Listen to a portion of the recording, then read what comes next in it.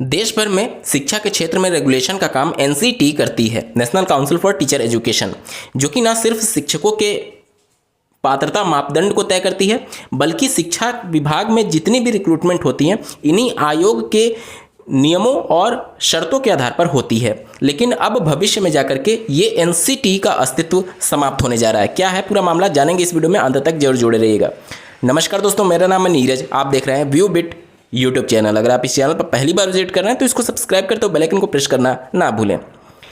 जैसा कि आपको ज्ञात होगा, राष्ट्रीय शिक्षा नीति 2020 में ये प्रावधान किया गया है कि पहले जो हमारे देश में शिक्षा व्यवस्था थी उसमें अगर कोई बालक साइंस साइड से पढ़ाई कर रहा है तो केवल वो साइंस के सब्जेक्ट को ले सकता था, अगर वो आर्ट्स से कर रहा है तो केवल आर्ट्स के, और अगर कॉमर्स साइड से कर रहा है तो केवल कॉमर्स के सब्जेक्ट ले सकता था। लेकिन अब राष्ट्रीय शिक्षा नीति में ये व्यवस्था कर दी गई है, मल्टीपल इन और मल्टीपल एग्जिट का ऑप्शन दिया गया है।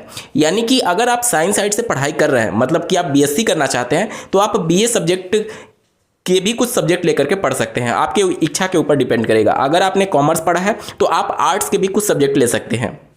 मान लीजिए आप इंजीनियरिंग कर रहे हैं तो इंजीनियरिंग में आप बीए के कुछ सब्जेक्ट ले सकते हैं। तो इस प्रकार से बहुत सारे ऑप्शंस दे दिए गए हैं। इसके लिए एक मल्टीपल इन और मल्टीपल एग्जिट वाला ऑप्शन में ये तय किया गया है कि पहले क्या होता था कि हमारे देश में मान लीजिए कि आपने बीएससी में एडमिशन लिया और किसी भी कारणवश आप अपने पढ़ाई को कंटिन्यू नहीं कर पाए और एक साल पढ़ करके आपने छोड़ दिया, तो क्या होता था कि अगर फिर से आप पढ़ाई चालू करना चाहते हैं 2-3 साल बाद, तो आपको फिर से फर्स्ट ईयर में एडमिशन लेना पड़ता था। लेकिन अब क्या होगा, राष्ट्रीय शिक्षा नीति के अनुसार हमारे देश में ऐसी व्यवस्था की जाएगी कि एक केंद्रीय संस्थान होगी जो कि सभी अभ्यर्थियों का क्रेडिट स्कोर जनरेट किया जाएगा। जैसे कि आप कहीं से भी लोन लेते हैं तो आपका क्रेडिट स्कोर जनरेट कर दिया जाता है और उसी क्रेडिट स्कोर के आधार पर तय किया जाता है कि आपकी आगे लोन लेने की एलिजिबिलिटी क्या होगी या फिर क्रेडिट कार्ड लेने की एलिजिबिलिटी क्या होगी। ये बहुत सारे फैक्टर्स पर डिपेंड करता है, जैसे कि आपने अपना पैसा समय से जमा किया या नहीं, और उसी के हिसाब से आपका क्रेडिट स्कोर जनरेट होता है। इसी प्रकार से आपका एक क्रेडिट स्कोर जनरेट किया जाएगा इस केंद्रीय विभाग के द्वारा, जिसमें आपने अगर फर्स्ट ईयर में एडमिशन लिया, ठीक है, फर्स्ट ईयर में एडमिशन लिया तो वो आपका क्रेडिट स्कोर जनरेट हो चुका है और वो लाइफ टाइम उस संस्था के पास रहेगा। और मान लीजिए आज से 5 साल पहले आपने फर्स्ट ईयर में पढ़ाई कर ली और पढ़ाई छोड़ दी किसी भी कारणवश, और 5 साल बाद आप पुनः पढ़ाई अपना कंटिन्यू रखना चाहते हैं, तो आपको फिर फर्स्ट ईयर में एडमिशन लेने की आवश्यकता नहीं है, क्योंकि वो केंद्रीय संस्थान के पास आपका रिकॉर्ड ऑलरेडी है। तो अब उसी रिकॉर्ड के आधार पर आप डायरेक्टली सेकेंड ईयर में एडमिशन ले पाएंगे। मतलब कि जैसे अभी ग्रेजुएशन हमारे देश में 3 साल का होता है, अब ग्रेजुएशन 4 साल का हो जाएगा।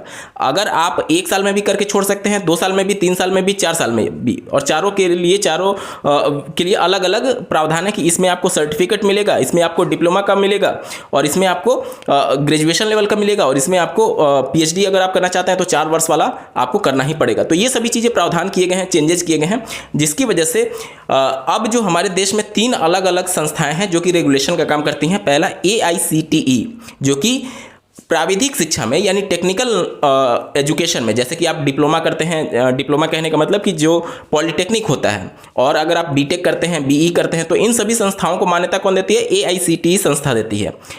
इसके अलावा UGC, अगर आप यूनिवर्सिटी लेवल के कोर्सेज कर रहे हैं, जैसे कि आपका BA हो गया, BSc हो गया, BCom हो गया, तो इस प्रकार की जो कोर्सेज को मान्यता देने वाली संस्था है वो है UGC, यूनिवर्सिटी ग्रांट कमीशन।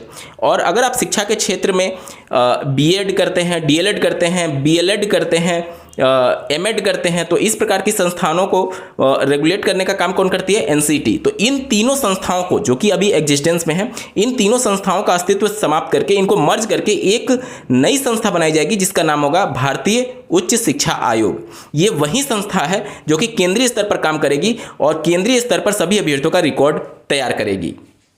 और ये संस्था ही अब देश में अगर इस प्रकार के किसी भी विद्यालय को मान्यता प्राप्त कराना है या फिर इस प्रकार की जो भी रेगुलेशन से संबंधित कार्य होंगे वह यही उच्च संस्थान देखने वाली है। और ये तीनों संस्थान आपस में मर्ज हो जाएंगे, NCT, UGC और AICTE। इसके लिए बहुत जल्द आपको देखने को मिलेगा भारतीय संसद में इसके लिए एक्ट पास कराना पड़ेगा, क्योंकि जिस प्रकार से एनसीटी एक्ट 1993 के आधार पर एग्जिस्टेंस में आया था, उसी प्रकार से ये जो नई संस्था होगी जो कि तीनों का मर्ज रूप होगा, उसके लिए भी एक संसद से कानून पास कराना होगा, जिसके लिए बहुत जल्द आपको देखने को मिलेगा।